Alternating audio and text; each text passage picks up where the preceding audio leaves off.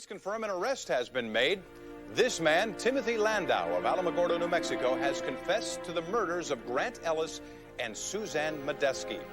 Both victims were government employees attending Can you hear me? in Las Vegas. I'm at the hotel. Where are you? What do you mean, what hotel? Las Vegas. I'm in Las Vegas, aren't you? You called me. What do you mean you didn't call me? Oh, man. I am gonna kick their asses.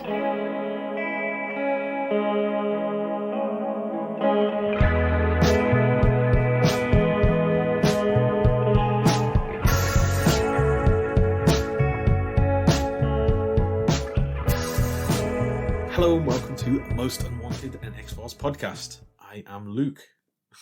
Just me. No, just kidding. Oh my god, I'll leave. I am joined by, as always, Daniel Checkley. Hello. Who's You it sort of going? call me Daniel Checkley. No, you don't call me Checks anymore. Only on this. I mean, in real life, I do call you Checks. Yeah. But on this, I've got to introduce you in your full name. Otherwise, people won't know what you're called. Someone at work started calling me DC. DC. I don't yeah. hate it. I don't hate it. I think initialisms is quite good as what's it? Yeah, I'll take that. But I still like Checks. Checks is fun, man. Yeah. Look, it sounds a little bit kooky, doesn't it? To be fair, and especially among our group, we don't have too many nicknames, do we? I think. No, not really. No. It's usually, you know what the nicknames in like our friendship group is? Mm. It's always like O on the end Yeah. of it. Yeah. Dino. You know what I mean? Yeah, yeah. It's lazy, really. We should come up with We more need to creative come- nicknames. Maybe that's what we'll do. Like before we come with that, we'll have to give everyone a new nickname. Should we have what would your nickname be? Oh God, what was Carl Pilkington's one where he called the chap because he never wore a hat or something like that. Oh, I've got no idea. That's over my head. That was one of his nicknames. His dad's mate's nicknames because he was called something like Johnny the Hat because he never wore a hat. Maybe something like that. Oh, dearie me. Also, not a nickname. It's quite long, really. Yeah, it's like a it gangster doesn't name. shorten anything either. Yeah. So Let's work on it. Yeah. I feel like you can't just workshop a new nickname on the fly. no, it needs to be. This thing needs to be organic. But like, if it's not happened in 10 years, well, how long have I known you now? Like, Jesus Christ, it's about 18 years. Yeah, I was going to say, yeah, I always think, because I think we started talking like in like year 8 maybe? We would have been 12 to 13. Yeah, something like that. Yeah, but I'm still like 22 at heart, so I was like 10 years. I know, I always think, yeah, that's 10 years. Yeah, and then you realise we left school like nearly 20 years ago. Yeah, It's yeah. like- So yeah, but anyway, nicknames kind of do have to be organic, but Yeah. I feel like if it's not happened in 20 years, yeah. it's probably gone. Probably the I moment's feel, past. I feel like you were prime for a nickname as well, because you used to have another nickname and we just gave you a new nickname afterwards. Yeah, So- yeah. I used to be Macca. Yeah, yeah. That was, and then I changed my name, and everyone was like, "Well, we're not calling you Dan." Yeah, That's that one's out. Yeah, so I don't know. Yeah, I don't know what it is. I suppose as well. I think I've said this before. I've got quite a short name. Yeah. So you can't really shorten it to anything else. No. L. The only Feel thing like a real Death Note yeah, fan. yeah. I think the only thing you can do is last name. Take something with that. Costin. There's not really got. There's not enough room to some maneuver. Someone tried to do that before, but it made it longer. They called it like Costin a lot, and it's like that's not that very. No. It's just a crap pun, you know. what I mean? Yeah, no, I don't like it. No. We'll workshop it. Yeah. Do you know who has a good nickname? Go on. The Lone Gunman. That's a good name. Is that a nickname? Oh my god. It's a name. Should we get on with the episode this Let's week? do it.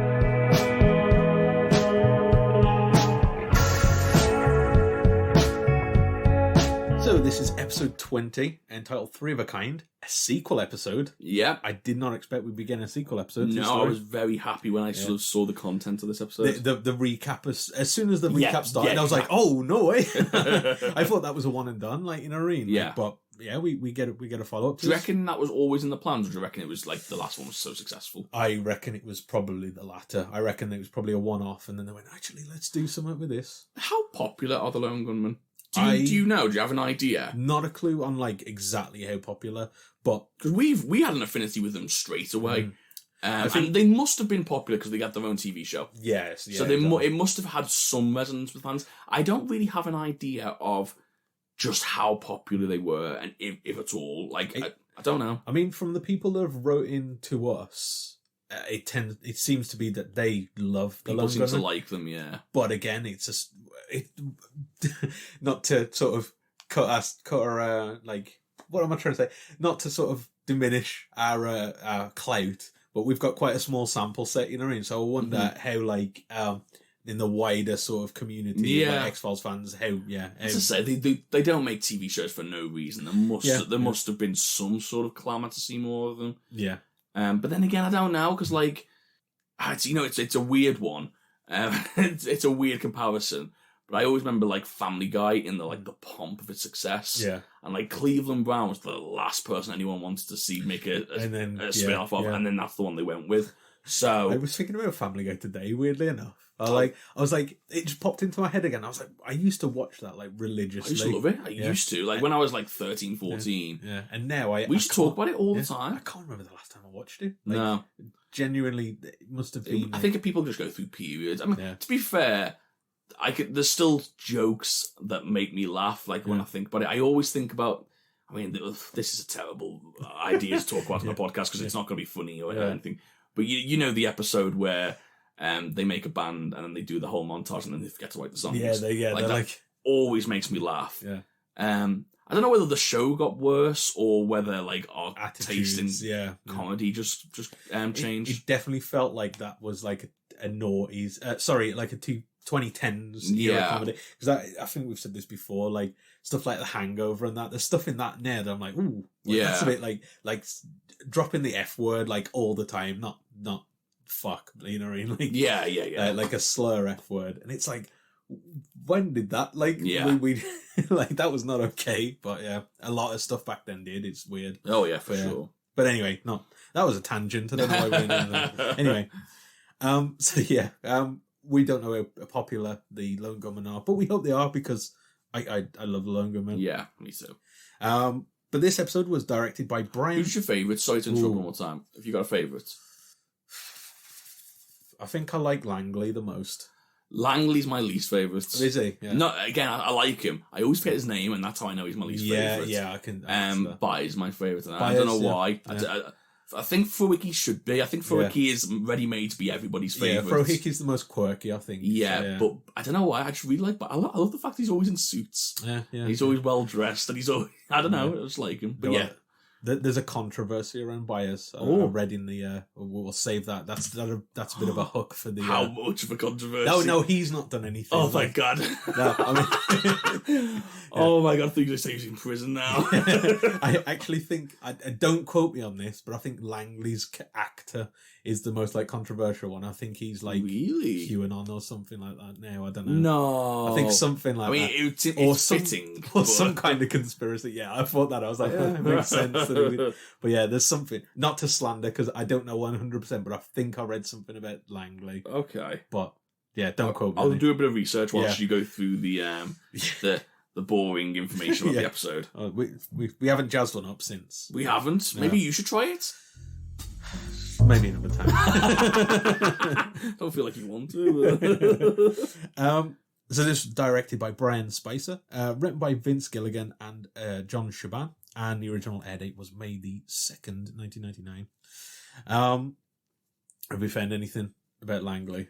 No, I think you're making things up, mate. Maybe I am. Maybe I know. I can't see anything in here. I mean, like I said, let us know if I've got it completely wrong, because I would like to know that he's not like gone off the rails. You know what I mean? Like that would be best for everyone. But I'm sure I read that. You know what? Usually, if it's that bad, usually the Wikipedia section has like controversy. But to be fair, they're not. Again, no offense to the man, but they're not like. Why are you so certain to like just destroy this guy's career? Oh, not yeah. He's not like a huge actor, if you know what I mean. Like in terms of like big roles, so maybe it's just. I don't know what now. There's like, he currently hosts the Chill Pack Hollywood Hour podcast, where he discusses all things Hollywood with independent filmmaker Phil Leonis. Okay, maybe I did. He's just a guy getting on with his life. Maybe I did just like read something like that wasn't correct or wasn't true. But again, let me know. Let me know either way, just so I know. I feel like I've been upsetting people left, right, and centre the last few episodes. You've been upsetting me. Like trying to sully the image of one of my favourite characters. Favourite? I thought you said Langley was his least favourite. Well, now he's my favourite because you've tried to go against him and I've got to defend him. Fair do, sir. He's my favourite too. Anyway, so we get a recap of the episode Unusual Suspects, which, yeah, as I mentioned, as soon as I saw this, I was thrilled because I didn't expect us to be getting a sequel to this story. And also I knew straight away that it was going to be a Lone Gunman-centric episode. And then we get this, like, dream sequence where we see Byers arrive at this perfect house. He's talking about how, like, in this dream, JFK wasn't assassinated. The country is a happier place. Yeah. Everything's better, basically. We see that he's got a family, and we also see that he has a wife who turns out to be Susan Medeski. This then suddenly turns into a desert, and he's just standing in the middle of nowhere. Very Scott Pilgrim-esque. Yeah. There's definitely some dream. What's it called now? Where you dream reading or something like that. Where you're trying to analyze your dreams. There's definitely something in this one.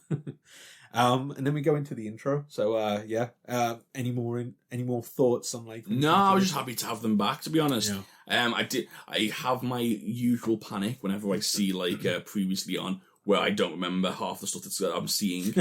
I feel like that one was fairly a bit. Yeah, it was. Yeah, you could sort of figure it out. Yeah, I was just really looking forward to seeing having an episode full of these guys. Yeah, definitely. And when we come back from the intro, we're at a poker game, and we see all of these government officials, and then the odd one out, who is Byers, who is posing as a government official. We also see that Frohike is sort of doing the rounds. As soon as you see Frohike, I loved it because I was like, oh, they're in a mission. Yeah, and it always makes me laugh with the Lone Gunman because I never see it as they're in a mission. I always see it as like they're playing at being in a mission. It's always like boys pretending to be adults. They do a lot of dress up, don't they? Yeah. In this, we see Frohike as a bartender, I guess, or whatever. Yeah. We see him as a maintenance guy, and we also see him as a paramedic. Yeah, He does a lot. It's like three guys that watched Ocean's 11, and you know what I mean. Like exactly. They think, oh, we could do all this. We could do a heist. Incidentally, we should do a heist. We should do a let's heist. Not say on here because that's it. They'll get us. Just whisper. We can't hear if we whisper. So yeah, we see that they're sort of concocting this plan, and they're trying to find out some information from these government officials on what they're working on. One of the guys says that he's working on something that can boil someone's brain in their skull, apparently. Yeah. But then this one guy who we find out later is what was his name now? Grant Ellis. We see him, and he kind of figures out that they're cheating or something's up with these two, and he calls him out, and basically they find out that he's a fraud, and he gets chucked out of this convention. He gets his badge Langley's feeding him information in his ear, and then he sort of he asks some like fake like questions, and like I can't remember exactly what it was, but because they can't, he wings it, and Byers wings it, and obviously ends up dropping himself in it more than anything else. It's funny. He asked him about the AC-138 or something, some unit, which is in 2001: A Space Odyssey. It's the thing that the computer says is going wrong, apparently. Oh, okay, so interesting. I don't know if that's just a happy coincidence. Yeah. Well, I wonder if it's just put in by the writers as just like, oh, this is funny, like like nerdy thing, or if it's the character is meant to know, like the Grant is meant to know. Maybe he's pulling the well. Who knows? But they get chucked out and they get their badges taken away at this. What we find out is a government convention, DEF CON 99 is what it's called, in Las Vegas. And they go back to their room dejected. The room is 1044, which I took note of, which I think is that number that Chris Carter don't get started on this number again. I always remember it began with 10. So as soon as I see 10 something, I'm like, that's probably that number. It might not be, but they lingered on it, so I thought it's got to be something.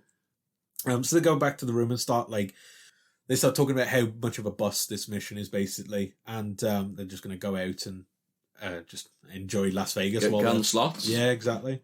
Byers is a bit lovelorn, and basically he's come on this mission because he wants to try and see if he can find Suzanne, who he thinks might be at this convention because she was at the last one. Well, he's been at every convention for the last 10 years. In the hope that he'll run into her. We also were introduced to what I like to call the other lone gunmen, Jimmy and Timmy. Yeah.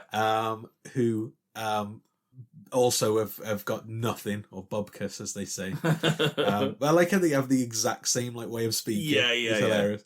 But yeah, so they say this is what encourages them to go out on the slots, because they're just like, oh yeah, we've got nothing as well, and they're both as they dress the same. They both have the same. It's like it's like that scene from Shaun of the Dead. Yeah, it's like an alternate reality. Exactly. Yeah. So they all head down to go on the slots, and Byers in the casino notices Suzanne, and he gives chase, but loses her in the crowd. After this, they sort of don't have any. They're trying to think of ways to get back into this sort of meeting that's happening later on in the day. So they concoct a nice scheme to bring Scully down. This is great. So yeah, they use some kind of voice synthesizer program, which they have already. There's no way they've made this. They've built this prior to this time. Exactly. I wonder how much time they've used it to impersonate Mulder. Yeah. So they impersonate Mulder and convince Scully to come down to Las Vegas straight away, because apparently the lone gunmen are on to something. Yeah. And Mulder's too much of a high profile guy in these circles. Yeah. He wouldn't get away with walking along the crowd, whereas Scully might. Yes, yeah, exactly. So yeah, that's where they use Scully, which again, immediately I was like, oh, this is brilliant. Lone gunman and Scully. Yeah. We've seen them all together as one, and we've seen them with Mulder, but we've not seen them and Scully. Yeah. So it's an interesting sort of them two together now. So just great. We then see Byers. He sees Suzanne again. This is in the hotel now, and he doesn't chase her, but sort of follows and sees where she's going. And we see her go into this room, and she kisses the man from the poker game, this Grant. Yeah. So much to Byers' heartbreak. Yeah. It immediately cuts to him with his head in an ice ball. And they think he's trying to commit suicide. Yeah, Freaky made me laugh. I think he said something like that. You can't kill yourself. It's too shallow. Yeah. But Byers is convinced that she's been brainwashed. There's no way she'd be sort of complicit in all this. Because, of course, the last time we saw her, she was getting kidnapped by what we assume to be these same people. Yeah, exactly. So, yeah, he thinks that she's been brainwashed and she's not of her own mind, and they need to save her, essentially. And they're kind of just talking him into saying, it's not like she's turned traitor on you, and, she's now working with them. Who knows? Later, the next day, we see that the lone gunmen can't get into this. It's like a meeting or a conference with this government technology or whatever they're talking about in there. They can't get in, and the other lone gunmen appear behind them. Now we get the full gang, including a guy who looks like the Shermanator from American Pie. He's literally only in this one scene. But anyway, so yeah, we see Jimmy and Timmy and their mate. And Jimmy's basically saying how, he can get into these meetings. He's actually going to get into a meeting tomorrow using his secret technique. Yeah. They convince him to go in today because Byers needs to get in there today and figure out what they're actually saying in there. So he admits to it and says, I'll get in, don't worry. We then see what his secret technique is. Yeah. He climbs an event. And with a video camera. Yeah. This is where I'm pretty sure I did this once a season.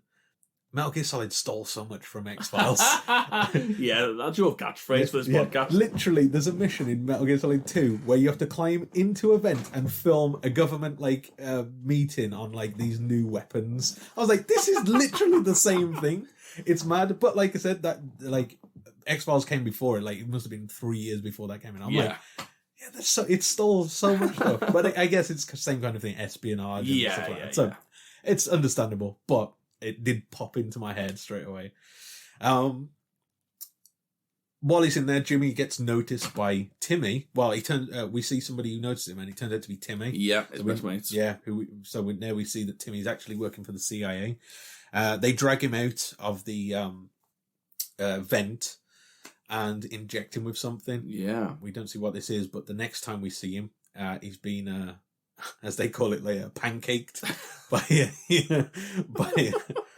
a van. I love Lone Gunman episodes are brilliant because even when like the most heinous things happen, it's still a joke. It's portrayed, yeah. Like they honor him by playing D&D. Yes, exactly. Yeah. So yeah, Jimmy's killed himself. Basically, walked in front of a bus. What did you think this injection did when you saw like the fact that he threw himself in front of a bus? To be honest, like I don't want to like be like, oh, I figured it out, but I got the feeling it was like, oh, you could suggest something. Make into a suggestible state. Yeah, because I remember there was something similar in the last episode. They sort of were talking about something. I vaguely remember something around those lines. But yeah, I assumed I thought it would kill them, and then they just set up this sort of like just threw them in the roads thing. Okay, yeah. So like obviously like it raised the stakes when I saw people get injected later. But, yeah. I like I said, I don't know what it was, but I just sort of got the hint that it was which adds to some good scenes later with Scully. So Scully and Langley both are then doing an autopsy. Langley not so much. Oh, so good. So good. So Langley is... This is such a great joke because it's so played. Yeah. Like they overplay it, which is great. It's my favourite type of humour. Yeah. And it's just... You're just waiting and you can see... I love the fact you bubbling can... up. Like, you can see... But also, like, they don't really show what's going on apart from in Scully's goggles. Yeah. And so you as an audience can see everything, like the incision being made, the skin being pulled back, and it just keeps going back to Langley, and you can see it bubbling and bubbling and bubbling until he can't take it anymore. It's funny because Langley's always the guy who's like, oh, he's cool, he's as a cucumber, you know what I mean? Like, not bothered by anything. Nothing bothers him, and then this really bothered him. Which, to be fair, I was thinking about it, a Y incision, if you aren't prepared for that, must look like a nightmare. You know what I mean? Literally seeing somebody's chest peeled open. Yeah. You know what I mean? Right now, if I think about it right now, I don't think it would bother me that much. I feel like I could detach myself. Away from like it being like a human being. Yeah. But if it was, obviously, of course, that's not me being in the situation, so I don't know. If it was me and I'd just been at your hotel, it's a little bit, a few hours earlier. That's a good point. And now I'm having my chest broken. So Langley is overcome by this and runs off and goes to throw up. And Scully, I think she drops like a tool on the floor. This is where she notices the injection in his neck. Yeah. Trouble is, she's then attacked from behind. I don't know if this is actually Timmy. It is. It's the same person. I couldn't remember if it was him or not, but yeah, she's attacked from behind by Timmy, who then injects her with something. So yeah, I imagine in this case... I thought, oh my god, she's a goner, yeah. She's dead. And she sort of collapses. So while this is all happening, we see Byers confronting Susan. He actually goes to the door, knocks, and basically they have a conversation where she reveals that she's still working like against the government. She's actually trying to get information about something, and she's working with this Grant, her fiance, who works for them but is like gone rogue. According to her. Yeah, exactly. They're both sort of working against them. We do find later on that Grant, not everything is right with Grant, but yeah, at the moment we're not. I think what's his name? Frohickey finds like something being filmed, but we don't see that until later. So we know something's up. Yeah, there is a scene where Frohickey gets caught in her room as a maintenance guy. As she's undressing. It's like it's very much like the comedy so back in the casino, we see before all this actually, we see we'll go back to the where she's where Scully's been injected. Langley finds her and gets her up, but she's sort of acting a bit weird. She's like... Yeah, like, dazed and, like, very confused and, like, I don't know how to even describe it. Confuse it as like being drunk or something. Yes, like that, that's probably the best way to describe it. Later on, they do think that. Yeah.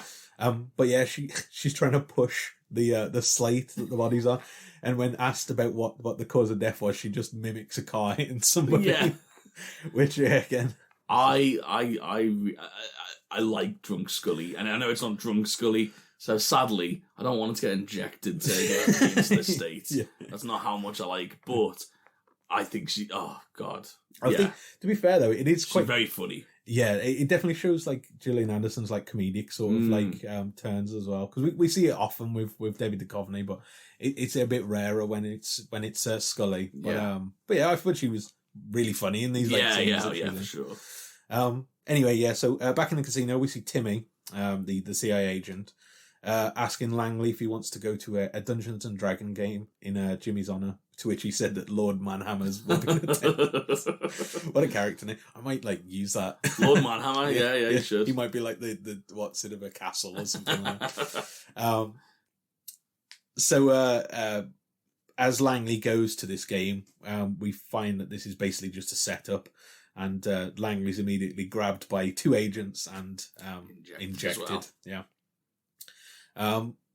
After he's left to this game, Frohicke's on his own, just wandering around the casino, and he hears laughter from the bar, and he recognises it. Goes over, and we see Scully there, who is surrounded by guys, who are all being flirtatious, and she's being flirty as well. Oh yeah. But it's just a bunch of creeps, just seeing an opportunity. Yeah. Isn't. And then the biggest creep. Yeah. I was like, what a like brilliant I can't cameo. remember his name. It is Morris Fletcher. Yeah, and he's there, and he's not changed at all. No, he's still the same person. It's brilliant because it's like, obviously he's a government agent, so he would be here, and he's had none of the sort of learning that he's had from because everything reset, and it's like, of course he would be like this lecherous, like of course, creep, no lesson learned. Yeah, I thought. Low key, this was a great redemption arc for Frohicke. Yes, yeah. Because I know it's like all like tongue in cheek, and I know it's like jest, but he is a little bit lecherous. Like we can't forgive him of that. Like he does come across as a bit creepy sometimes, especially with Scully. Yeah. And I love the fact when push came to shove, Frohicke went, no, you guys are taking advantage of it. I'm going to take it to safety. Exactly. Like he could have like tried to like sort of try it on with Scully in that state as well, and he didn't. And I feel like Frohicke of 3 seasons ago you might have had like a tongue in cheek joke where you know what I mean. Yeah. So I think this is a good redemption arc one, which is nice. Let's be honest, it's a very low bar to hit, not to be creepy, but. I appreciate them going, you know what, times have moved on a little bit, and maybe one of our heroes shouldn't be this creepy. Yeah, exactly. And I like that. I do like that about him. I did like the scene as well, where so Morris gives her a cigarette, and she's like, who's got a light? And literally, just about 6 or 7 lighters just appear out of nowhere. Very, very much, it kind of felt like a 40s, like Marilyn Monroe film or something like that, you know what I mean? Very visual gags. Yeah, exactly. Frohicke takes her away, and this is where we go back to the room, or before we go back, Susan's basically talking about what they created and this like drug that they created, that it sort of it basically makes you more suggestible, and that they only made a small batch and that no one would have access to it. Yeah. But obviously now we see they bring back Scully, and she immediately recognizes what it is, that she's not drunk. And this is where she realizes that Grant's actually... Because he's the only one with access. Yeah. Exactly, yeah. So Susan straight away gives Scully a shot of this, and it sort of knocks her out, but it completely gets rid of the effect of this. And this is where we see Langley come back into the room, and we think, oh well, obviously he's been turned because he's been suggested, which I quite liked. I kind of guessed what was going to happen next, but it's kind of nice that they left it. I didn't see it. I thought that like when that actually got to him. Well, in the next scene, what we see happen, I thought that actually happened. It didn't occur to me that no, it wouldn't have. All the way through, I was like, they they're too smart to like be like caught for this, especially when you got Susan. I mean, they are a bit like bumbling sometimes, but you know what I mean. They have Susan there who and they've got a Scully there, which they've already figured out. Do you know what I mean? Exactly. Yeah. So the next morning we see Langley hair tied back. First time because they keep making comments about that all the way through. But again, this is great because it's just little mini storylines which I like, which I appreciate. Of Langley at the beginning of the episode was complaining that Byers always gets to do the undercover operative bit. And he never gets to be that guy because of his long hair. And so now he gets to be that guy, and he ties his hair up and puts it in his t-shirt. I love it. It's just so good. Yeah. So he reports back to Timmy, and Timmy gives him his instructions. I don't know his actual name. Is it Timmy? Yeah. They give him the instructions and give him a gun. Basically, tell him that he needs to shoot. They don't tell you at the time, but they say he needs to shoot the target, who we find out later is Suzanne. So we see Scully trying to get into the hall, but security's not letting her in, even though she's FBI. I know, I don't think you're allowed to do that, are you? I don't know, maybe. I don't know. Feels. I feel like a security guard on the door in Las Vegas probably doesn't have the clout to stop the FBI. Maybe. Yeah. And let's be honest, probably doesn't want to get involved. Like, he's not getting paid enough to do that, is he? Definitely not. Like, I don't know who's on the right side of the law there. No. But if it were me, I'd be like, I don't care. Just go. Yeah. Off you go. If MI5 turned up and I was like security guard, I'd be like, I think they've probably got clearance here. I don't know how much I could stop them. But yeah, Scully can't get in, so we see basically the plan play out. They call for a break, which is when he's meant to sort of go and shoot the target, and Langley gets up and goes towards Suzanne and shoots her in the chest 3 times. So we think at this point that he's killed her. Worth noting that it was Grant that called for the break at the exact right time. Yes, he literally interrupts somebody to call that break, which suggests he was behind the plan in the first place. Yeah, or at least he's complicit enough where he's going along with it. Yeah. So this is where Scully runs past the guard to go in and see what's happened. I like how no one stops Langley. No, just walks away. Walks straight out. I do wonder if in real life that would happen as well, though, because there are like times where like something chaotic happens. And everyone's just everyone's in their own little chaos. So maybe he could slip out. But anyway, Langley walks out. Scully comes in and says that they need to call for an ambulance. They call for the paramedics, and lo and behold, the paramedics are Byers and Frohicke. So immediately, that's when you know we know that it's all been set up again. Ocean's 11. Yes, pulled the perfect heist. Yeah, the heist of a government employee, I guess. They come and stretch her away. And this is where we find out that Susan spotted that Langley was under the effects and basically counteracted it. So they take her outside and allow Suzanne to get away, basically.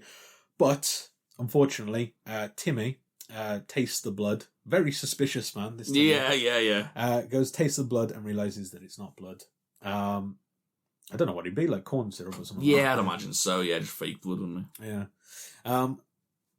So then, because at the same time, I think I can't remember who it is. Somebody's, I think it's Byers. What? Is leading Grant away or something like that. No, Scully is leading Grant away. Yeah. She says she needs to get him to somewhere safe or something. She gets the police to take him away. Yes, She's getting involved in it. Yeah. So they take him to the room that Suzanne's in, and Suzanne confronts him, and basically asks him about this drug. She's reasonably pissed off that he tried to get her killed, and he tries to convince her that he didn't know anything, but when she sort of pushes for more, he basically says that they were going to kill him, so he had to. Which is always the cowardly, and like, I didn't want to die, so you have to. This is where we get another knock on the door, and Timmy arrives, and he basically kills Grant. Immediately you think he's going to kill Suzanne, but kills Grant and takes Suzanne hostage. He takes her to the lone gunman's room, and this is where he prepares to kill Langley and Frohicke. Like he says, the best thing about killing you guys is that I'm not going to dress like you. And then, because I think he hits Byers on the nose, doesn't he, or something like that, or knocks him down. But Byers has grabbed this drug and injects Timmy with it. So immediately he sort of drops. Yeah. Is more suggestible. And they sort of are trying to figure out what to do with him, and they just do the right thing. And basically they must tell him to turn himself in. Yeah, he gives himself up for killing Grant. But doesn't he? Because they still are under the so they're still keeping the facade that she's dead as well, aren't they? Yes, yeah. I think that they say that he killed both of them. I think. Yeah. In a side scene, we see Scully call Mulder and be like, "Oh, I'm downstairs in the lobby," and she realizes that she's been conned. And the best bit is earlier on in the episode, Frohiki says she's going to kick our asses, and then immediately, as soon as she finds out, she's like, "I'm going to kick their asses." It's just great. There's a lot of stuff like they set up at the beginning that pay off like throughout this episode. For a self-contained episode, you need stuff like that. Yeah, I thought it was really worked well. A lot of it, really good writing. Yeah, and then we get the final scene where the lone gunman and Suzanne are all like saying their goodbyes. Suzanne, Byers basically tells Suzanne that you're dead, so you've got a new identity now. You can run away and escape from all this. And she says to Byers, "Come with me. Like, we can start a new life, and we can, basically get away from all this." But Byers says no, he needs to carry on with this fight. And it would be safer for her if he didn't. If he didn't, So she gives her the ring that was meant for Grant or something like that, and kisses him before she leaves. Yeah. Which, again, it's a sad story. This is what Byers has wanted all along, and now he has it. Can't have it. So yeah. But he does the right thing, which if that doesn't tell you everything you need to know about his character. Yeah, exactly. And then as she leaves, the lone gunmen walk away together, and they basically say they'll cheer him up. To which I think Frohiki says, "Oh no, he's going to kill himself again." Or something. What did you think of the episode? I really enjoyed this. I thought it was a lot of fun. I mean, it's not a game changer in the sense of it doesn't change like the scope of X-Files or anything like that. It's not got the importance behind it. But I love these characters, and it kind of gets. Do you sometimes ever feel like this with TV shows where you're not sure whether you're judging it fairly and whether you're like giving it too much credit? But I feel like that sometimes. But I'm like, I was just happy to spend time with the characters. Yeah. And so I think that's. For me, I was like, maybe I'm enjoying it too much because I'm just enjoying being with the characters. But then that in itself is a good thing. I wonder if that's why the lone gunman... Again, I'm speaking about this without seeing it, so this might be a completely wild, off-base take. But I wonder if that's why the Lone Gunman series didn't work or didn't get another series. Yeah. I wonder if it was because it was constantly them in these situations. And whether that would be the same. Would it get tiring? Whereas with us, it's like the last time we saw this, or saw them in the main episodes, was last series. So... maybe it's like when you get it every now and again, it's like a fun misadventure, you know what I mean? For sure. Whereas I wonder if 13 episodes in a row, you're like, okay, I'm not okay. Yeah, exactly. And I think, like, for me, like, if I start watching an episode, like, an episode will start off at around about 6 on our scoring scale, right? Yeah. And, like, it has to sort of, like, impress me to boost it up or, like, unimpress me to boost it down. Yeah. Whereas, like, this one starts at, like, a 7.5. Yeah. Because as soon as I see it's the Lone Gunman, I'm like, oh, I've got high expectations. Yeah, I'm looking forward to this now. So it does get a boost from me, for sure. But what did you think? Yeah, I thought this was a great follow-up to something which I didn't think would get a follow-up, if I be completely honest. Do you think it was better or worse than the first one? I think I enjoyed this more. Yeah, maybe. I think Scully being involved really helped it. Yeah. Well, I suppose the last one had Mulder involved. Yeah, so it's true. Yeah. I don't know. I just like the little stories, like the little stories within stories. Yeah. This one, I don't know if I liked it. I don't know if I liked it more, but I definitely didn't like it less. Yeah, it was definitely at least on par. Yeah, you know what I mean. I can't remember exactly. I'd have to go back and watch that one as well, like fairly recently. Yeah. But it was good. You know what I mean? Like, it was a good episode. Sure. that in summary of it. But yeah, like I said, it was nice to have a payoff to that story. Yeah. So I'm just chuckling at like, thanks for tuning in, everyone. Expert opinion. It was good. It was good. Yeah, we should shorten the review even more. Just go. Yeah, liked it. No critical analysis whatsoever. Just it was good. But no, it did a lot of fan service in there as well. Like I think the Morris sort of cameo, definitely, because I mean it's not like a Marvel stuff. Whoa, there's Spider-Man or something, you know what I mean? But it was that kind of reaction where I was like, oh shit, it's Morris. Yeah, it was cool. And it did make me wonder as well, how did they get him into did they film it at the time? Or yeah, I'm not sure. Yeah, maybe just in the area. Maybe, yeah. I guess if he was filming in California or something, like maybe he was still around. So, who knows? Yeah. But yeah, I just, I think, to be fair, any time we see, as you've said, the Lone Gunman in something, it's always going to be a wild ride. So, yeah, I always had fun.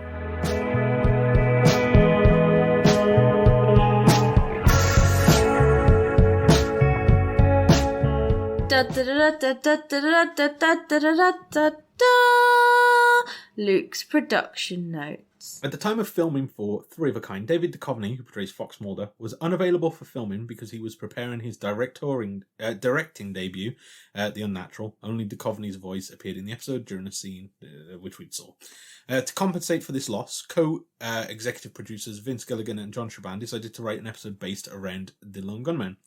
The writers wanted to bring back several characters and unresolved plot lines, most notably the disappearance of Suzanne Medeski, who last appeared in The Unusual Suspects. Yeah. So again, I wonder if they hadn't planned it, they just sort of felt like it was a good time to tell the story. You know what, like, looking at it now, it feels obvious that they were going to do a second one because we never got a resolution to that, her being taken. But yeah, I just didn't expect it at the time. But then again, saying that though, there's so many stories where you think there's it's like what's his name? The one with the stretching tombs, yeah, the Stretch Armstrong. Like we didn't expect to be a sequel to that, and I wonder if it was just because they were like, oh, that's really good. It story. Works, yeah. And just got space for it this particular time. Gilligan explained, I've been thinking a lot about what happened to Suzanne Medeski. What happened to her after she drove off with X? I forgot X was in that as well. They get all the cameos in there. Yeah, they do. In that mysterious car at the end of Unusual Suspects. Gilligan and Shaban soon formulated a plot that revolved around the Lone Gunman in Las Vegas.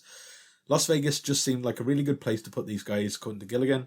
He explained, first of all, because the idea of running through a casino is instantly hilarious. Mm-hmm. But the other thing is that Las Vegas is, in some ways, the most watched city in the world. Yeah. I get that. That's a good point, actually. Yeah.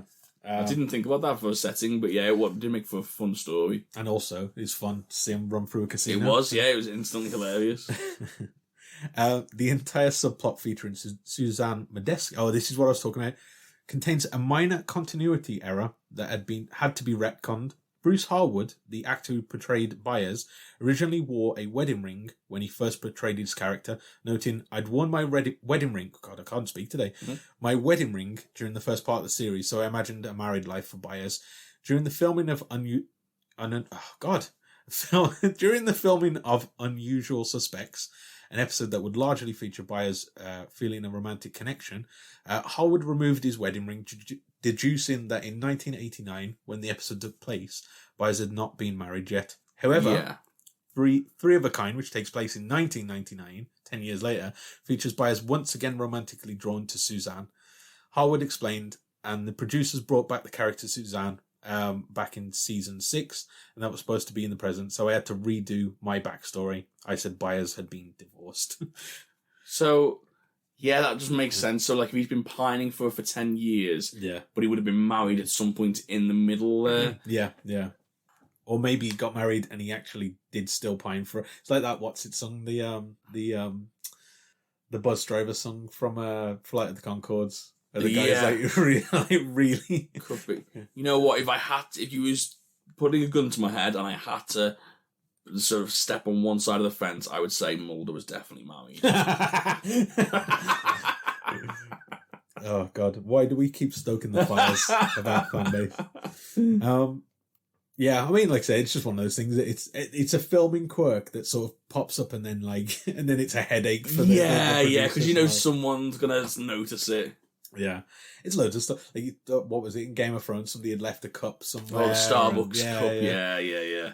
And it's probably something where they're just like, okay, let me pop this down and just like it'll be out of shot. Don't worry about it. Yeah, no one even picks up on it. Yeah, exactly. Despite worries about going over budget, Fox allowed the production crew of The X-Files to film on location in Las Vegas. Oh, bloody hell. I didn't expect that. Yeah. Making the city one of the few to effectively play itself in the series. However, only 2 days were allotted for Las Vegas, and the majority of the episode was filmed in California. Cowboys Playground. At the Century Plaza and Park Hyatt hotels. In fact, Gillian Anderson herself never had to leave Los Angeles. Location manager, I think it's Lit or Ilt.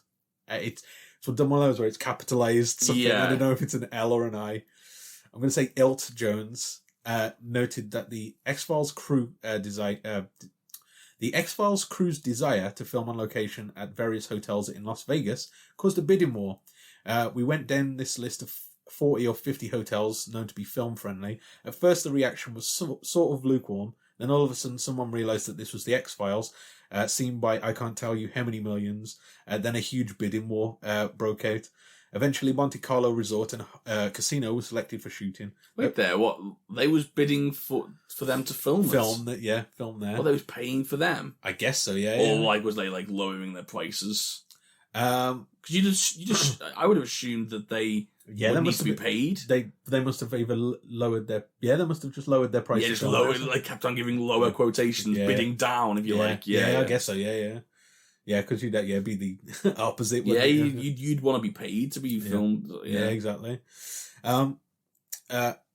So eventually the Monte Carlo resort was selected. The hotel gave the X-Files crew permission to film anywhere in the hotel during day hours, as well as full access to the hotel's illuminated message board in exchange for special billing in the credits denoting production assistance provided by, and the inclusion of shots featuring the hotel's name in the episode. Oh, okay, interesting. There you go. I didn't notice any of those things. So no. It didn't work. But yeah, there you go. If you want to stay in Las Vegas, Monte Carlo Resort, it's been in the X-Files. Do you know what? That will definitely have attracted some people though. Oh yeah, for sure. Because if I ever go to Vegas, I dare say I'll check it out. Yeah, as well, at least go in there. Yeah. So that's production notes for this week. So Critic X-Files. It stinks.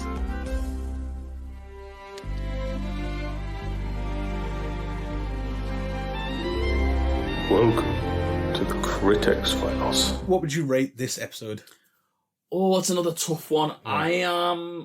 I'm just going to go with my gut and how much I enjoyed it, and I'm just going to say, is it 8.5? I'm going with it. It's not. I wouldn't say critically 8.5, but I enjoyed it, so 8.5. I gave it an 8 just because that was I was just thinking whole numbers at the time. Yeah.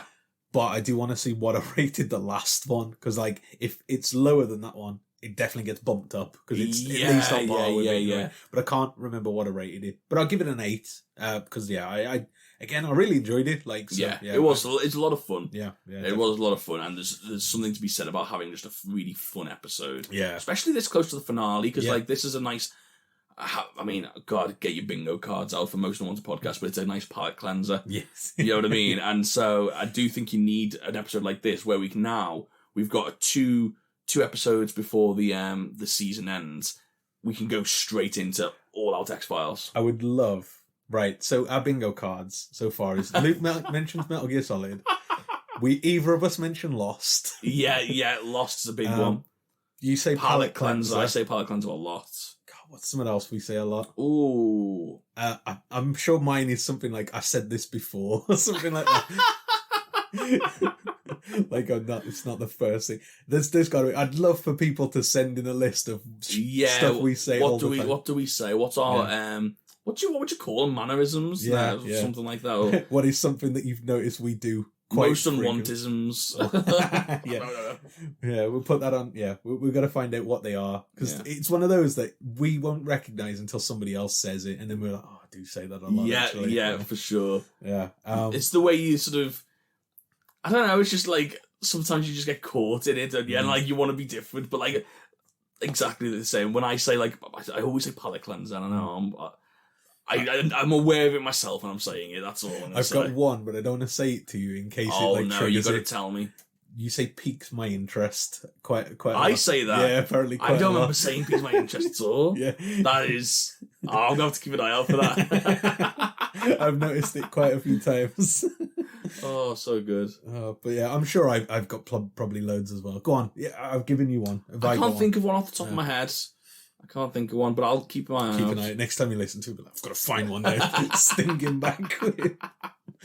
Anyway, Critic Files, the rest of the audience, or the ones on IMDb. I need to stop playing with my pencil. That's one of yours. Yeah. Dropping my pencil, yeah. Okay, everyone can go back to the last 2 episodes, and I've been noticing this, and see whether you can count how many times Luke's dropped a pencil. Because we won't edit that out. We'll just leave that in. How hard would that be to edit? I know, yeah, it's not worth it, but yeah. You drop your pencil all the time. Yeah. You don't even need a pencil. I've taken 2 notes here. Anyway, the IMDb audience with 2,842 votes gave it an 8.1. So yeah, I thought that was about right. I think. So that's 3 of a kind.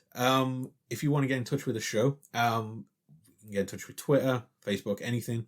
It's all in the production notes below, or just search for Most Unwanted Pod. Next week we're looking at an episode called Field Trip. Do you reckon this will be a part of a finale, or, I mean, usually, I think X-Files usually has the 1 episode finale, and then it follows up with the next season. Yeah, do you reckon we got a 2-parter this time, or? Judging by the picture alone that I saw on Disney Plus the other day, I think this is its own episode, and then the finale. What was the picture? Go on, give us a little teaser. It was Scully in the woods, in the sort of wilderness, like there's grass and bushes and stuff. So, yeah. So, I mean, Field Trip sounds very on the nose now. So, yeah, it does. Yeah. I don't know what it's about, but to a field. That's what we're going to find out next week. I'm looking forward to it. I can't wait. So we will speak to you. Bye.